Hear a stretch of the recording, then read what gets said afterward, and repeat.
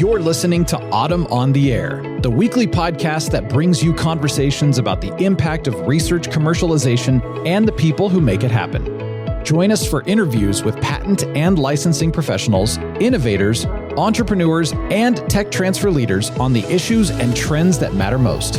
Keep listening for an inside track on the people, IP policies, and politics changing our world.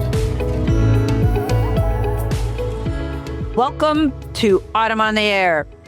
One of the hardest questions in tech transfer isn't whether a discovery is promising. It's whether that discovery should become a company. Today's conversation is about what happens between invention disclosure and venture-backed startup.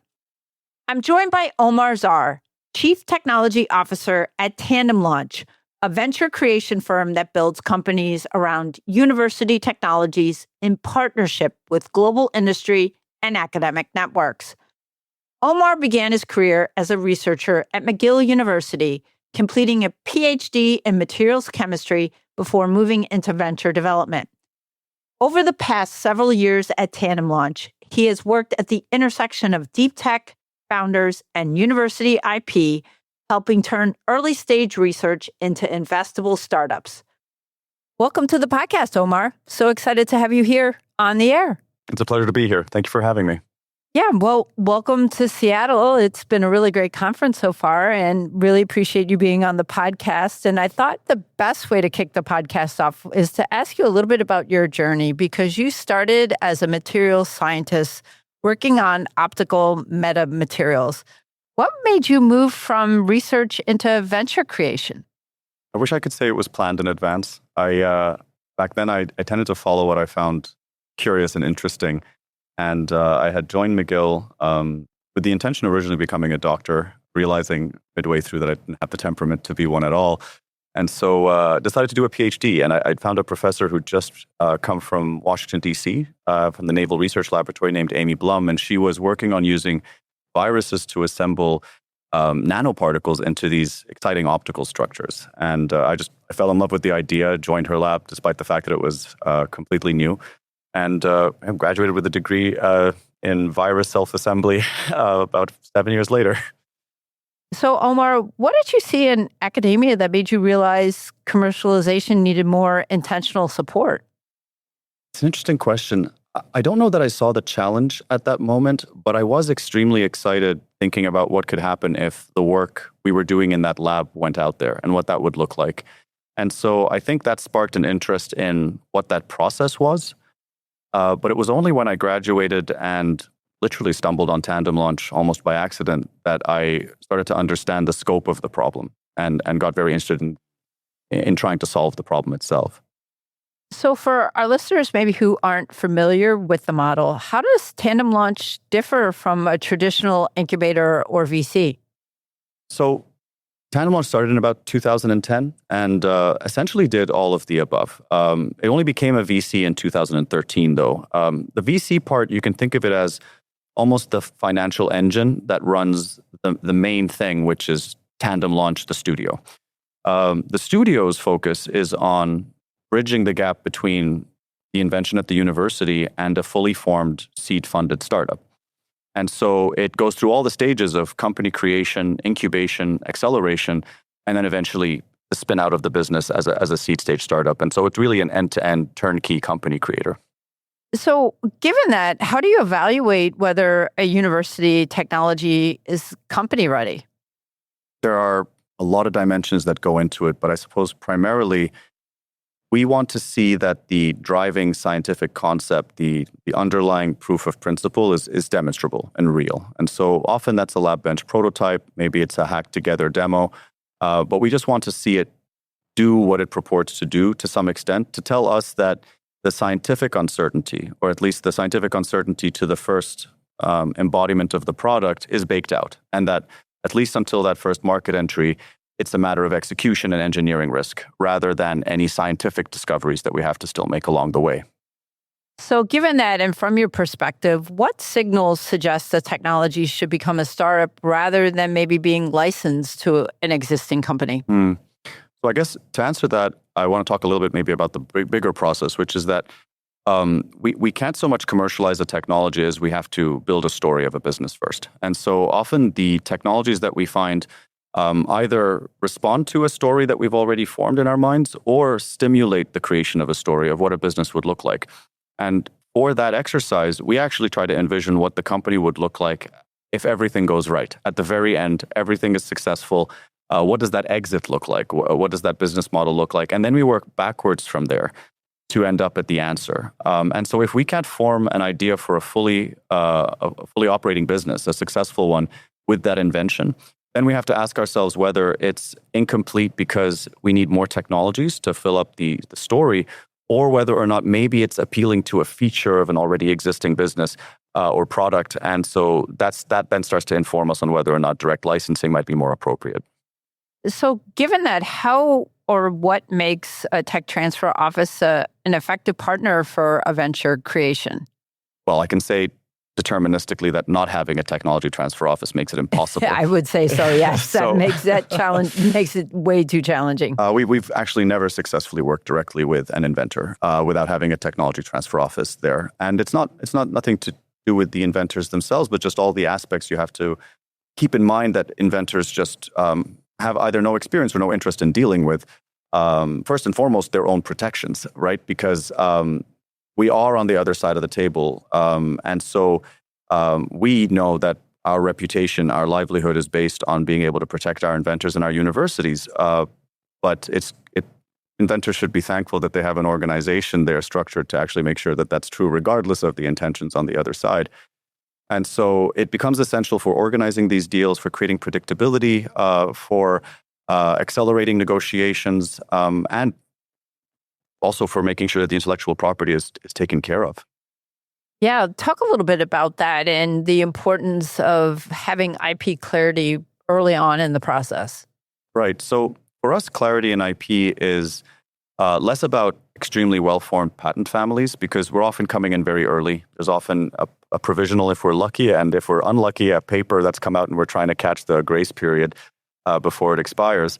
But what we want there is to understand that the patents or the potential patents in the future really encompass the operating principles that really distinguish this invention. Patents at the end of the day are not the invention themselves, they're a representation.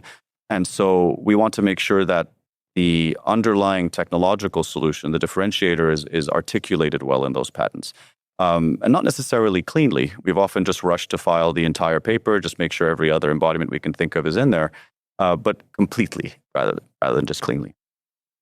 So you get this IP clarity early, and then how do you handle things like field of use, background IP, and maybe ongoing academic involvement?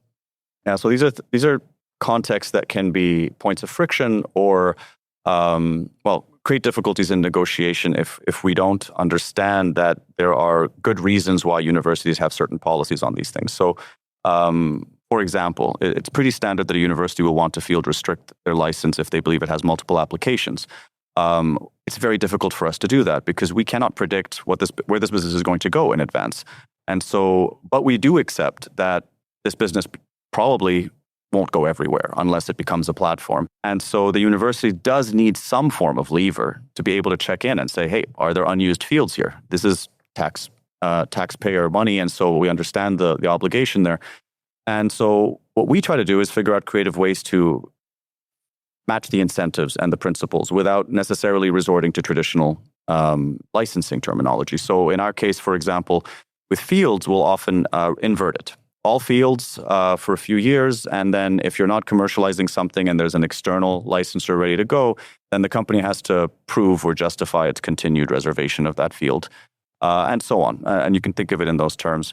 With background IP, we of course need the freedom to operate. And we also need the protections of the exclusivities that come with that license.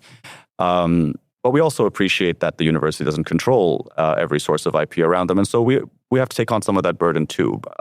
What's more important to us is actually forward IP.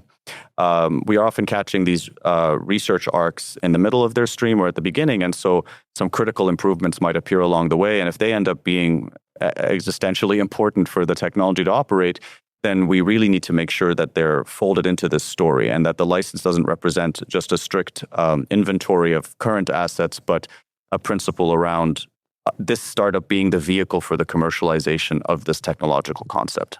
Yeah, and you mentioned earlier about getting in early and creating a story and making sure it fits a story. And with the IP, that's very important as well. So the earlier you get in, you have that input, presumably when you're going from a provisional to a non-provisional, which can be really important because sometimes university provisionals are filed pretty quickly with not a lot of detail, but the earlier you get in, the more influence you'll actually have on the final product that comes out. Not just influence, but support. I mean, we know that these offices are cash-strapped, and we want to file internationally in almost every case, which is just not justifiable if there's no licensee on board. So the earlier we get in, the earlier we can say, file that PCT. We want to actually file this much more broadly, and we're going to fund the whole thing. And so getting in early is important for that reason too. Absolutely. Now, TandemLaunch often works with first-time founders. So how do you think about pairing founders with university technology? Right. So the two types of founders that we bring in on the first-time side are typically what we would call technology leads, which we hope are destined to become technology executives like CTOs, VPs of research, and then people that we would call product leads, people that we hope would become product owners in the future business. That's where we're okay not having direct startup experience because it's easier to teach the right people the concepts they need and the frameworks they need to be successful at those roles than it is to give someone a Ph.D., for example. Absolutely. Though for the CEO role, that founder does have to be an experienced entrepreneur and executive, does have to have built and sold companies successfully, know how to raise financing, operate that business, and lead it to exit. And so it's a combination of the two.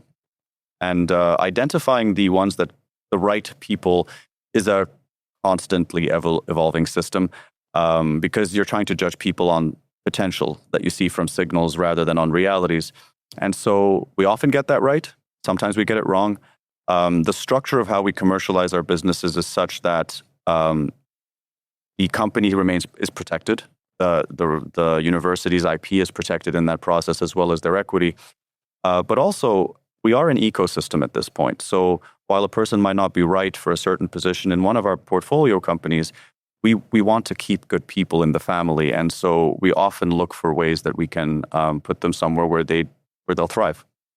Now you have academic inventors on one side, you have startup leadership on the other side. How do you manage the expectations between the two? Yeah, there is some level of human chemistry that's necessary that you can't influence whatsoever. And so it's true that a bad relationship between founders and inventors can be the difference between success and failure, or mediocrity and success. And so this is why it's important to us that the technology leadership are people who have experienced working in the academic field, who have gotten PhDs or masters and have worked directly with professors, because they're often closer to that culture than they are to the culture of entrepreneurship, for better or for worse. And so we find that relationship chemistry there is often easier. And that's why we often also coach our technical leadership to become the point of contact and the nurturers of the relationship with the university as a whole, because they're likely the only people who will understand their incentive structures and be able to nurture a solid partnership. Now, as you well know, these deep tech commercializations take a lot of time. They take a lot of capital. So talk to us how you think about timelines as well as investor expectations. So timelines are almost always dictated by how fast you're spending your money. And a VC cycle looks like 18 months, but it can be longer, it can be shorter. Technologies can be very expensive. And so it varies.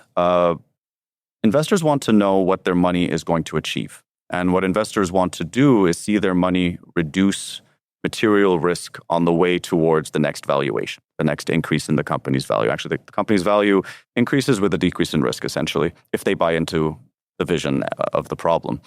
And so it's on us it's on the startup to figure out how to create material, valuable inflection points in risk reduction, regardless of whether or not a product is in scale and out in the market and what have you. They have to be able to create a concise story of how they're going to systematically decrease the risk as this product goes out.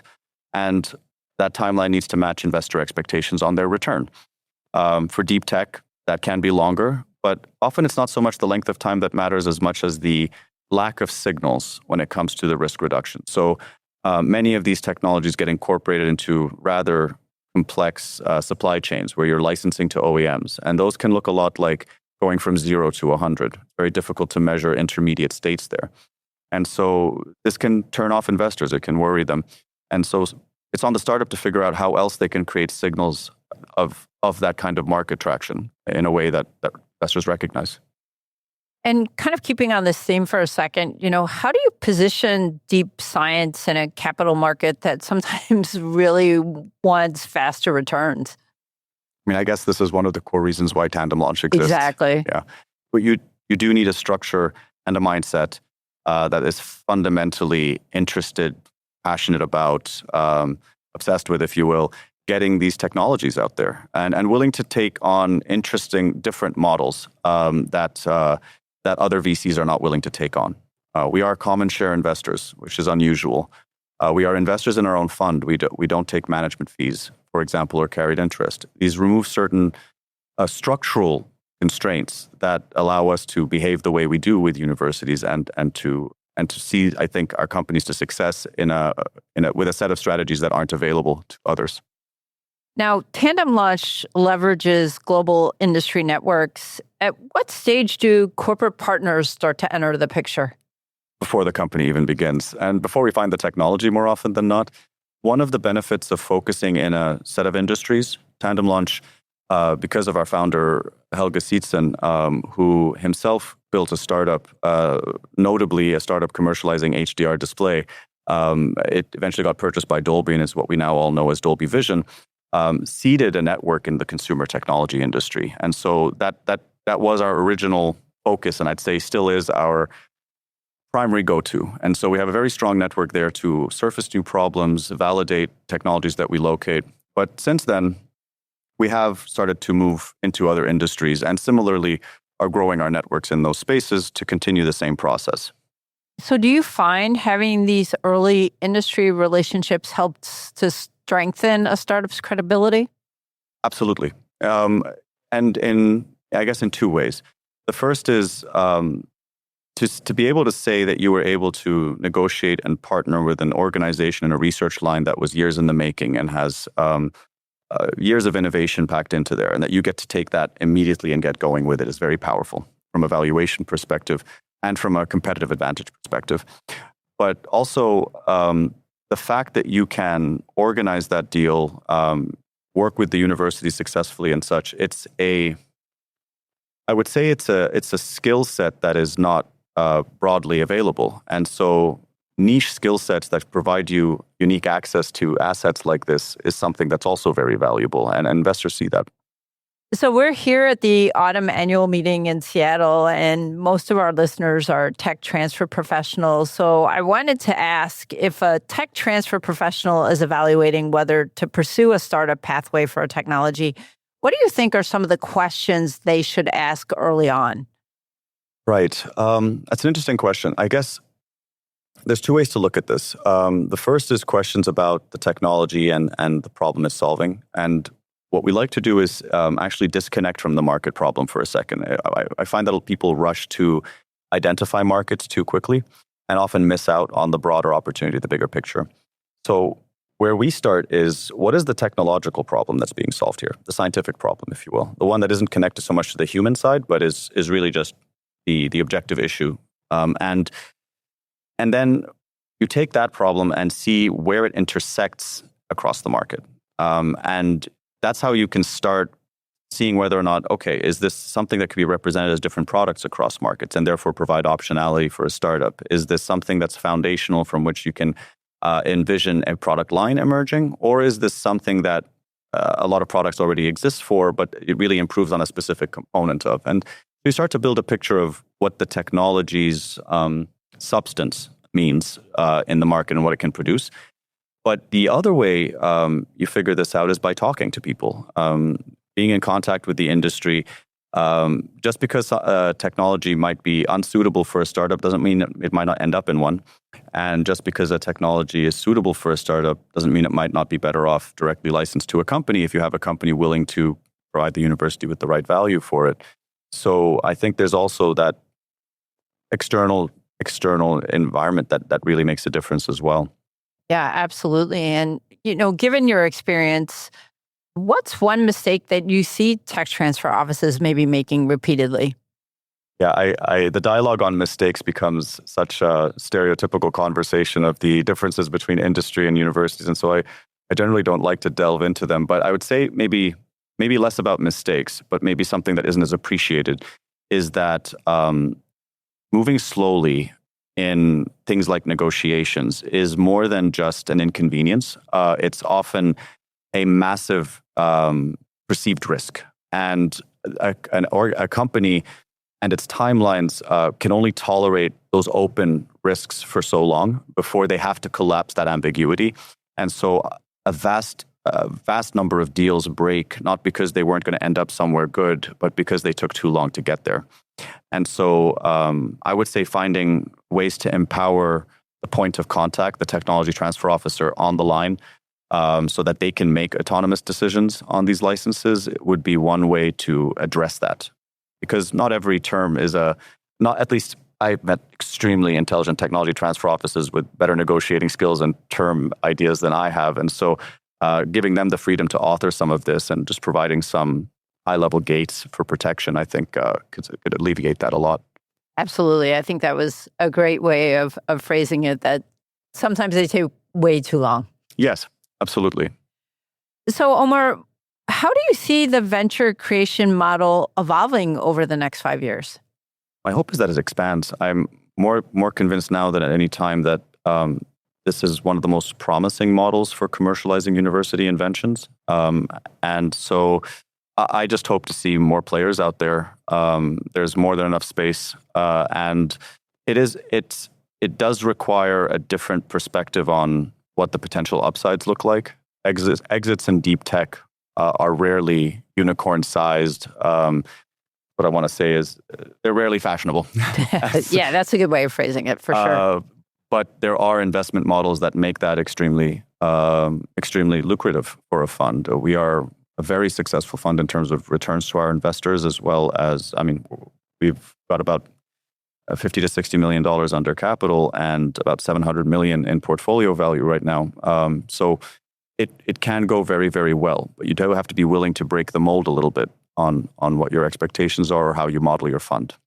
So, Omar, what role do you think AI, material science, or platform technologies is going to play going forward in the next 5 years? I'll start with materials because that one's easy for me. I've always loved materials because they have this quality of promising so much as long as you can make them scalably. And so it's always been this space full of really fantastical ideas that seem to have a very clear path towards making them real, but it's all the execution steps in the middle of how you make them scalable, affordable, et cetera. And so I think material science is what unlocks everything else on top. And that's why, despite hardware being hard and everything downstream of that, I still think it's just so incredibly important to keep pursuing. On the AI side, it's such an interesting question. All I really have here are opinions. I'm in no way an expert on how things are going right now. I do know that we should remind ourselves that what we see right now at AI is really a connectivist AI. It's a LLM-based associative AI, and I think that as we push the limits of that system, we're going to start to need to think about the other kinds of AI that have been explored in the 80s as well, like symbolic computing and the like, in order to create systems that can be epistemically faithful, auditable, and I think those two kinds of intelligences need to co-occur in order for a complete system to exist.